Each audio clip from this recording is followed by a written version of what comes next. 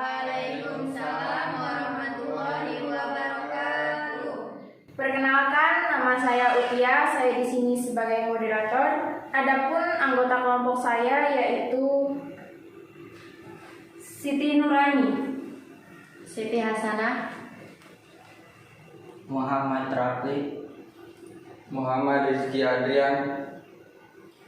Pertama-tama, marilah kita panjatkan puji syukur kita kepada Allah Subhanahu wa Ta'ala yang telah memberikan rahmat-Nya kepada kita semua, sehingga kita dapat berkumpul hari ini. Adapun materi presentasi yang akan kita bahas adalah prinsip kerja subscriber internet telepon. Susunan acara yang akan kita lewati yaitu yang pertama sesi pembukaan, yang kedua sesi penyampaian materi, yang ketiga atau yang terakhir adalah penutup. Langsung saja kita mulai ke sesi yang pertama yaitu pembukaan. Marilah kita mengucapkan bismillah bersama-sama untuk memulai presentasi hari ini. Bismillahirrahmanirrahim. Selanjutnya yaitu sesi penyampaian materi. Saya persilahkan kepada teman-teman untuk menyampaikan materi. Bab 1 pendahuluan. Latar belakang. Di era sekarang segala sesuatu dapat diselesaikan dengan cara yang praktis. Hal ini merupakan dampak yang timbul dan hadirnya teknologi. Teknologi adalah sesuatu yang bermanfaat untuk mempermudah semua aspek kehidupan manusia. Dunia informasi saat ini seakan tidak bisa terlepas dari teknologi. Penggunaan teknologi oleh masyarakat menjadikan dunia teknologi semakin lama semakin canggih. Dengan keadaan yang terus maju inilah maka kita harus mengetahui lebih tentang teknologi. Maka dari itu makalah ini kami buat sebagai salah satu media bacaan. Bab 2. A. Pengertian subscriber. Teknologi yang menyajikan penghantar data digital melewati kabel yang digunakan dalam jarak detik dari jaringan telepon setempat. Biasanya kecepatan unduh dan dari DSL berkisar dari 128 KB sampai 24.000 KB, tergantung dari teknologi DSL tersebut. Kecepatan unggah DSL lebih rendah dari unduh versi ADSL dan sama cepat untuk SDSL. Digital Subscriber Line (DSL) adalah satu teknologi yang menyediakan penghantar data digital melewati kabel yang digunakan dalam jarak dekat dari jaringan telepon setempat. Biasanya kecepatan download dari DSL bersekitar dari 180 kbit sampai 24.000 KB. Tergantung dari teknologi DSL tersebut, kecepatan upload lebih rendah dari download untuk ADSL dan sampai cepat untuk SDSL. 1. DSL Digital Subscriber Line. Digital Subscriber Line (DSL) merupakan teknologi modem yang menggunakan jalur kegiatan telepon yang sudah ada untuk menyalurkan data dengan bandwidth lebar, seperti multimedia dan video. A. Kelebihan kekurangan DSL. Kelebihan 1. Koneksi yang simultan antara internet dengan suara fax melalui kabel telepon. 2. Kecepatan akses yang tertinggi dan selalu online. 3. Harga penggunaan murah terutama untuk perumahan. Yang keempat, keamanan data terjaga baik.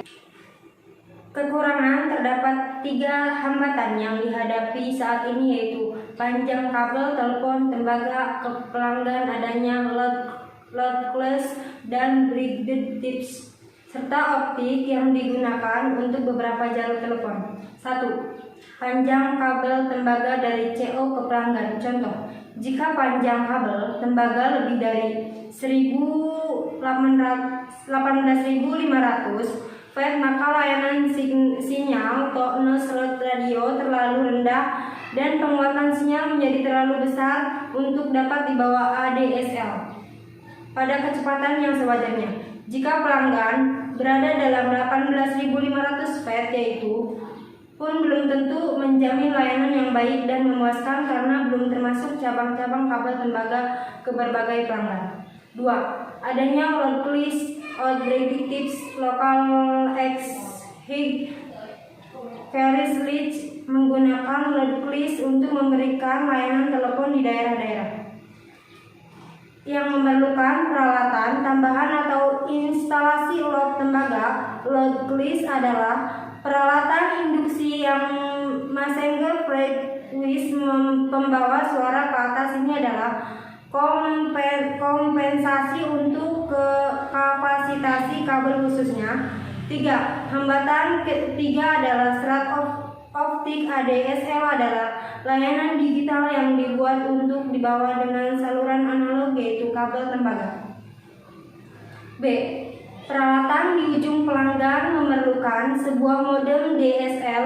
Alat ini mengubah data dari sinyal digital yang digunakan oleh komputer menjadi sebuah sinyal voltage dalam jangkauan frekuensi yang sesuai dan kemudian disalurkan ke jalur telepon. 2. Asymmetric Digital Subscriber Line (ADSL). ADSL adalah salah satu bentuk dari teknologi DSL. Ciri khas ADSL adalah sifatnya yang asimetrik, yaitu bahwa data ditransferkan dalam kecepatan yang berbeda dari satu sisi yang ke sisi yang lain. Teknologi ADSL dapat mengirimkan data dengan kecepatan tinggi antara 1,5 Mbps sampai dengan 8 Mbps untuk arah dari sentral ke pelanggan atau disebut dengan downstream, dan 16 kbps sampai dengan 640 kbps untuk arah pelanggan ke sentral atau disebut dengan upstream. Menggunakan jaringan sehingga akses kabel tembaga, jadi dapat disimpulkan fungsi dari ADSL, yaitu suatu teknologi dalam komunikasi data yang digunakan untuk mentransferkan data dan dapat digunakan untuk keperluan internet, yaitu secara fisik menggunakan line telepon. A. Kelebihan dan kelemahan ADSL. Kelebihan: memiliki pembagian frekuensi menjadi 2 macam, diantaranya frekuensi tinggi untuk menghantarkannya data dan frekuensi rendah untuk menghantarkan suara maupun pak. Untuk di Indonesia, pelanggan yang menggunakan Speedil, maka DSL membuat kegiatan berinternet menjadi lebih hemat, sehingga dapat melakukan akses internet tanpa mengkhawatirkan tagihan yang terlalu mahal. Layanan komunikasi antara data dan suara diberikan melalui 2 kanal, yaitu memang terpisah akan tetap pada satu kabel yang sama. Kelemahan: jarak dapat berpengaruh pada kecepatan pengiriman data. Semakin jauh jarak antara modem dengan komputer atau saluran telepon dengan gardu telepon, maka akan berpengaruh pada kecepatan dalam mengakses internet. Adanya load list yang digunakan untuk memberikan layanan ke pelosok-pelosok daerah, sehingga load list akan menggeser frekuensi suara ke frekuensi yang biasanya digunakan ADSL. 3. High bit rate digital subscriber line (HDSL). HDSL merupakan sebuah sistem yang lebih baik untuk mengirimkan TI atau EI melalui saluran kawat. Riset HDSL memerlukan bandwidth yang lebih kecil dan tidak memerlukan repeater. Dengan menerapkan teknik modulasi yang lebih baik, ADSL dapat mengirimkan data dengan transfer rate 1544 Mbps atau 2048 Mbps hanya dengan bandwidth sekitar 80 kHz hingga 240 kHz atau lebih kecil jika dibandingkan dengan yang diperlukan oleh AMI.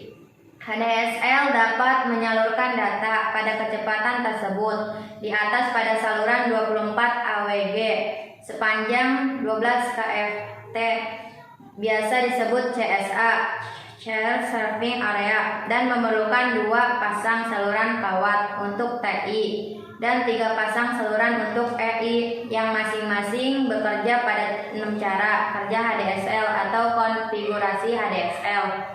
A. Kelebihan dan kelemahan HDSL. Kelebihan: teknologi HDSL memiliki kecepatan transfer data yang sama dengan jaringan EI saat ini. Kecepatan transfer mulai dari 192 kbps sampai dengan 2,3 mbps.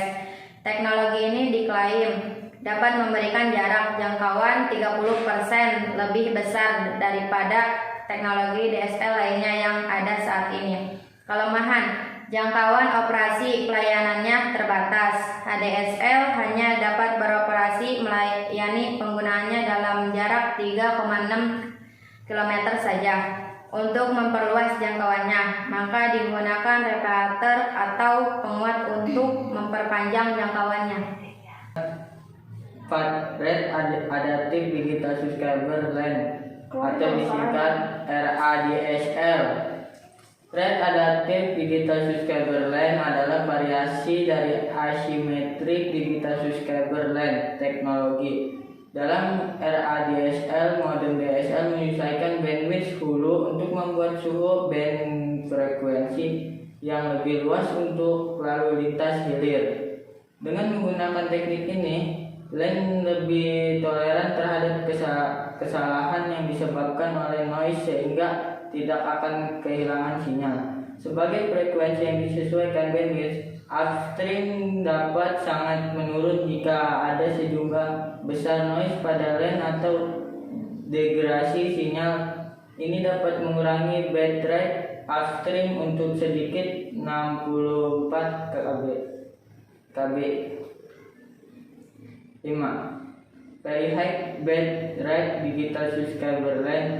Very high bitrate digital subscriber line yang sering disingkat VDSL adalah perangkat aktif di jaringan akses pelanggan yang dipergunakan untuk mendukung implementasi layanan multimedia pada jaringan broadband dengan menggunakan satu file kabel lembaga. Merupakan generasi baru dari ADSL maupun ADSL. Kapasitas transmisi VDSL jauh lebih besar daripada ADSL maupun ADSL.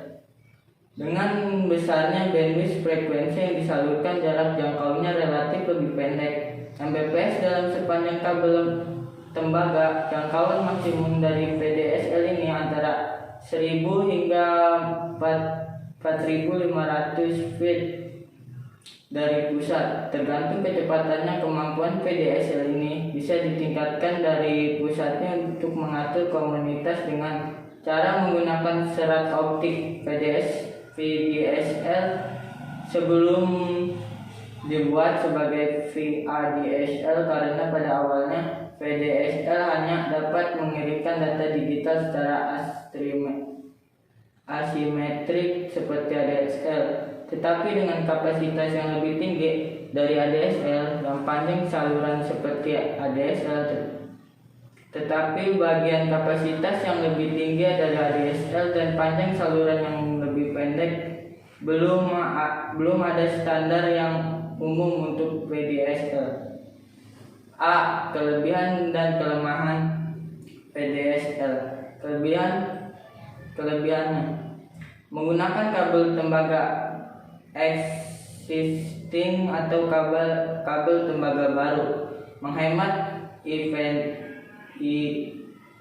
investasi penggelaran jaringan baru, cepat dalam proses instalasi, mendukung transmisi data dan kecepatan tinggi hingga 52 Mbps untuk downstream dan 6,4 Mbps arah upstream. Kelemahan bandwidth frekuensi VDSL 20 MHz seringkali overlap dengan beberapa band frekuensi RF, radio frekuensi, yang digunakan untuk radio amatir atau transmisi broadcast radio.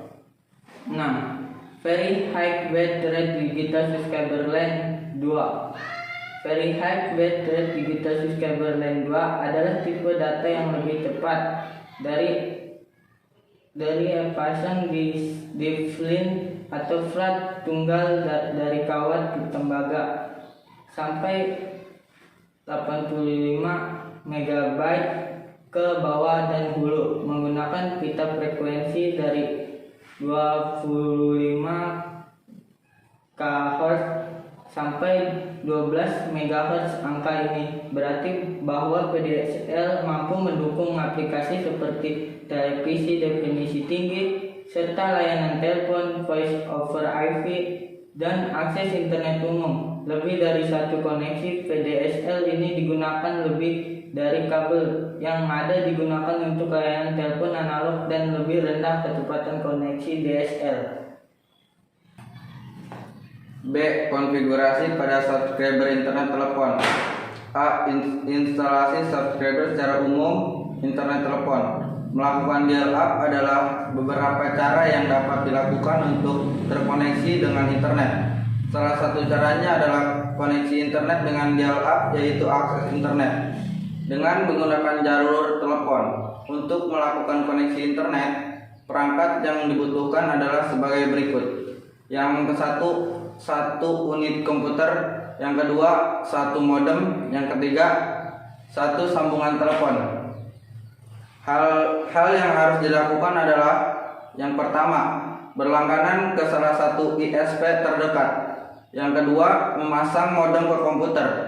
Yang ketiga, menginstal software internet yang disediakan oleh ISP.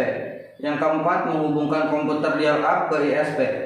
Kelemahan dial-up adalah sebagai berikut. 1.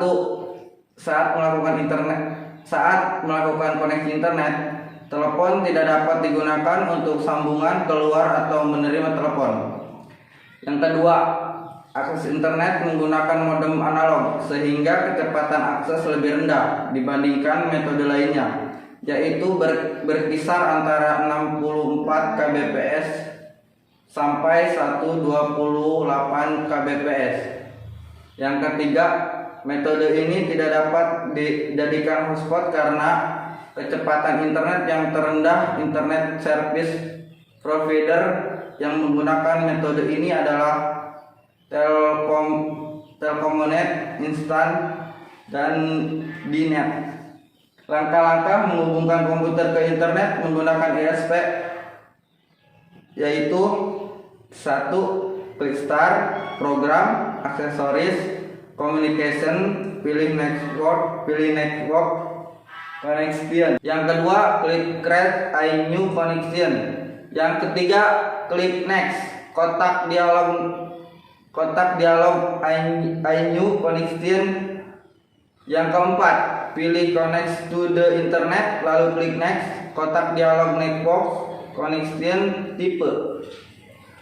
Yang kelima, pilih setup connection manual, lalu klik next, kotak dialog getting ready. Yang keenam, pilih connect using a dial-up modem, klik next, kotak dialog internet connection. Yang ketujuh, pilih modem analog yang Anda gunakan untuk setting dial-up, klik next. Jika teman-teman punya laptop atau modem internet pada komputer desktop, tidak perlu melakukan instalasi modem. Drive modem sudah terinstal ketika menginstal sistem operasi atau drive laptop. Ketika Telkomnet instan pada kotak ISP. Kita telah sampai di bagian akhir presentasi, yaitu penutup. Marilah kita mengucapkan alhamdulillah bersama-sama. Alhamdulillahirabbil alamin. Demikianlah beberapa hal yang bisa kami sampaikan. Saya sebagai moderator kurang lebihnya mohon maaf apabila dalam penyampaian materi tadi ada kesalahan kata karena kami masih dalam proses belajar. Atas perhatiannya saya ucapkan terima kasih. Assalamualaikum warahmatullahi wabarakatuh.